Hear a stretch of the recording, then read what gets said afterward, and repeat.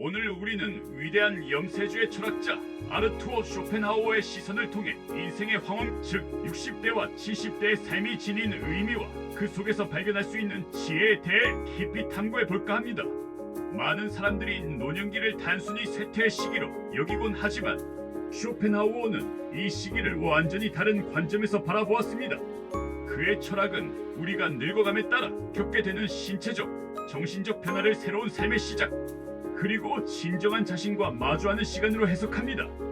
이 시간을 통해 우리는 젊은 시절의 욕망과 번잡함에서 벗어나 삶의 본질을 보다 명확하게 이해하게 된다는 것이죠. 쇼펜하우어는 60대와 70대가 되면 삶의 속도가 자연스럽게 느려진다고 말합니다. 이는 결코 부정적인 현상이 아닙니다. 오히려 젊은 시절 끊임없이 우리를 몰아붙이던 외부 세계의 압력과 욕망의 족쇄에서 벗어나 내면의 소리에 귀 기울일 수 있는 귀한 기회가 됩니다.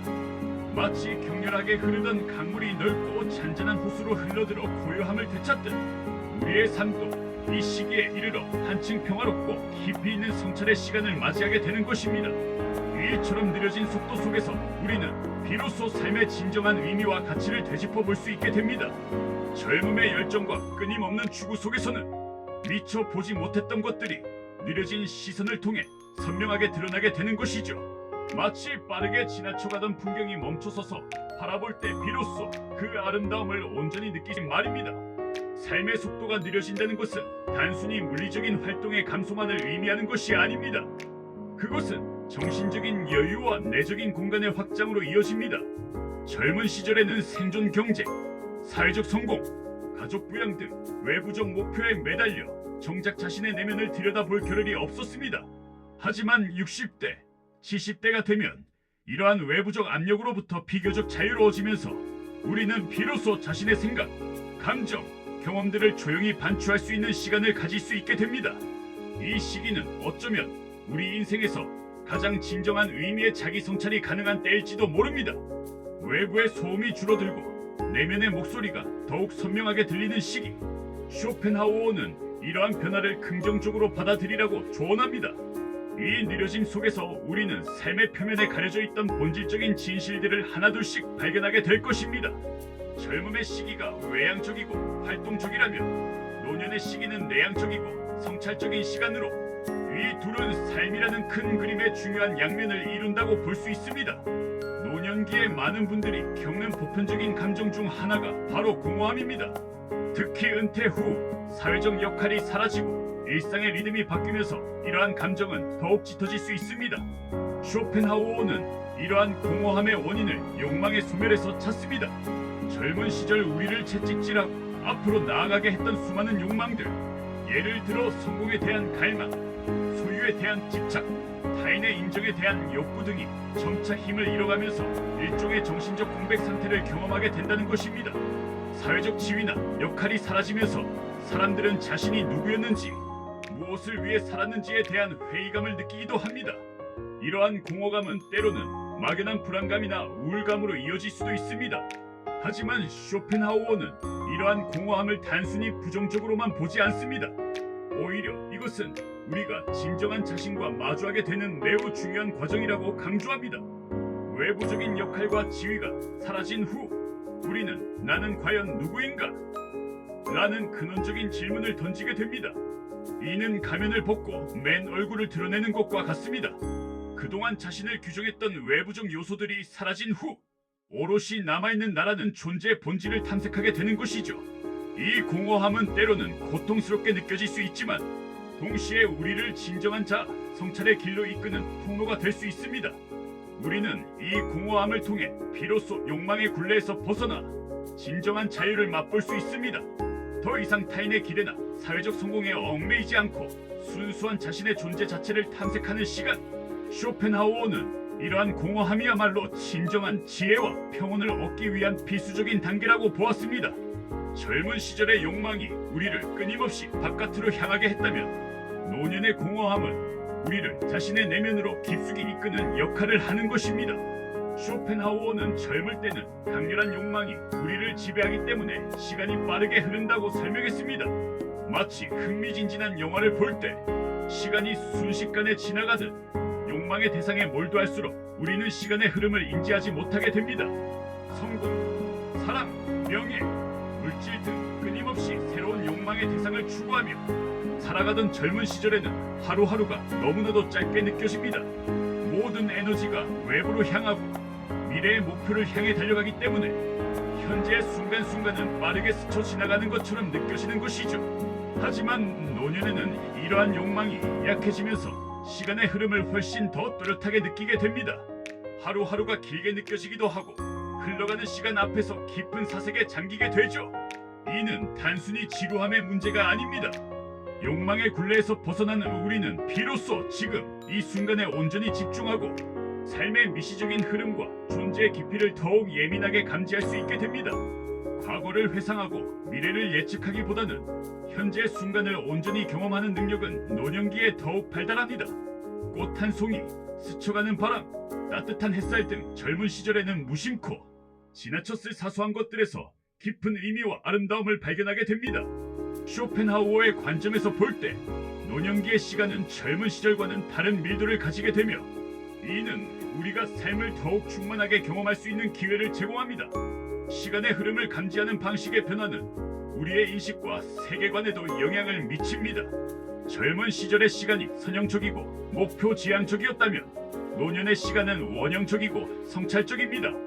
과거의 경험들이 현재와 연결되고 현재의 순간들이 미래를 형성하는 복합적인 흐름 속에서 우리는 삶의 순환적 본질을 깨닫게 됩니다. 이러한 시간 인식의 변화는 우리에게 삶의 유한성을 더욱 명확하게 인식하게 하면서도 동시에 남은 시간을 더욱 소중하고 의미 있게 활용해야겠다는 깨달음을 줍니다. 많은 사람들이 나이가 들면서 변해야 한다는 강박에 시달리곤 합니다. 젊은 시절의 활력과 능력을 잃어가는 자신을 보며 좌절하거나 새로운 곳에 적응하지 못하는 자신을 탓하기도 합니다. 사회는 끊임없이 변화를 요구하고 노년기에도 젊은 시절처럼 활기차게 살아가야 한다는 무언의 압박을 주기도 합니다. 하지만 쇼펜하우어는 인간의 본성은 쉽게 변하지 않는다고 보았습니다. 그의 철학은 우리에게 변해야 한다는 압박에서 벗어나 있는 그대로의 자신을 수용하는 것이 중요하다고 말합니다. 젊은 시절부터 형성된 우리의 본성과 기질은 노년기에 이르러 더욱 굳건해지며 이를 억지로 바꾸려 하기보다는 이해하고 포용하는 것이 지혜로운 태도라는 것입니다.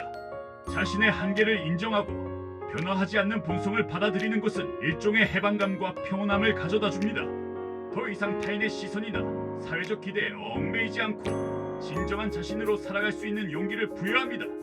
노년의 지혜는 바로 이러한 자기 수용에서 시작되는 것입니다. 이것은 결코 체념이나 포기가 아닙니다. 오히려 자신의 참된 모습을 인식하고 그 본성에 맞는 삶의 방식을 찾아가는 적극적인 과정입니다. 쇼펜하우어는 우리의 본성이란 삶의 근원적인 의지에 의해 형성된 것이며 이는 쉽게 변하지 않는 견고한 핵과 같다고 보았습니다. 따라서 억지로 본성을 거스르려 할수록 고통과 갈등만 커질 뿐입니다. 자신의 본성을 깊이 이해하고 그에 따라 삶의 방향을 조정하는 것이야말로 노년의 평화와 만족을 위한 길입니다.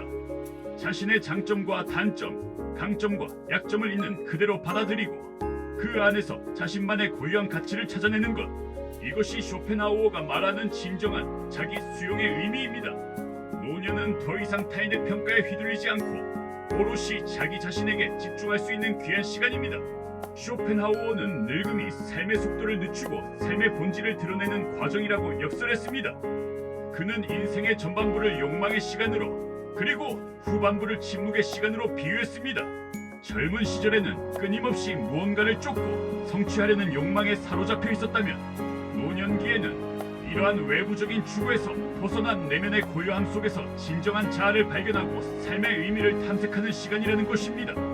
이 침묵의 시간 속에서 우리는 과거를 성찰하고 현재의 의미를 되새기며 다가올 미래에 대한 초연한 지혜를 얻게 됩니다.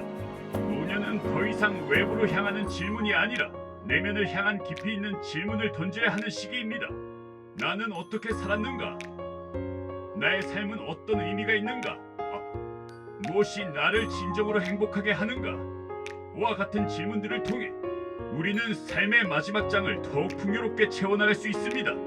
이 깊은 성찰의 시간을 통해 우리는 삶의 본질적인 고통과 허물을 직시하면서도 그 안에서 진정한 평온과 만족을 찾을 수 있습니다. 쇼펜하우어는 인간의 삶이 본질적으로 의지의 발현이며 이 의지는 끊임없이 충족되지 않는 욕망으로 이어진다고 보았습니다. 젊은 시절의 우리는 이러한 욕망의 굴레에서 벗어나기 어려웠지만 노년기가 되면 욕망의 힘이 약해지면서 이 굴레에서 벗어날 수 있는 가능성이 열립니다. 이로 인해 내면의 평화를 얻고 외부의 것에 일희일비하지 않는 초월적인 자세를 갖추게 되는 것입니다. 침묵의 시간은 우리가 세상의 소음과 단절하고 오롯이 자신의 영혼과 대화할 수 있는 기회를 제공합니다. 이는 명상과 같은 영적인 수련과도 일맥상통하는 부분이 있습니다. 자신의 내면을 깊이 들여다봄으로써 우리는 삶과 죽음, 존재의 의미에 대한 보다 심오한 이해에 도달할 수 있습니다. 쇼펜하우어의 철학은 60대 이후의 삶을 단순히 쇠퇴가 아닌 새로운 통찰과 지혜를 얻는 고귀한 시간으로 바라보게 합니다.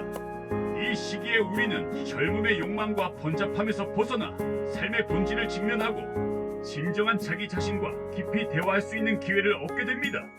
느려진 속도 속에서 시간의 밀도를 느끼고 공허함 속에서 진정한 자아를 발견하며 변하지 않는 본성을 수용하는 것, 이것이야말로 쇼펜하우어가 우리에게 전하는 노년의 지혜이자 인생의 마지막 황금기를 충만하게 살아갈 수 있는 중요한 통찰일 것입니다.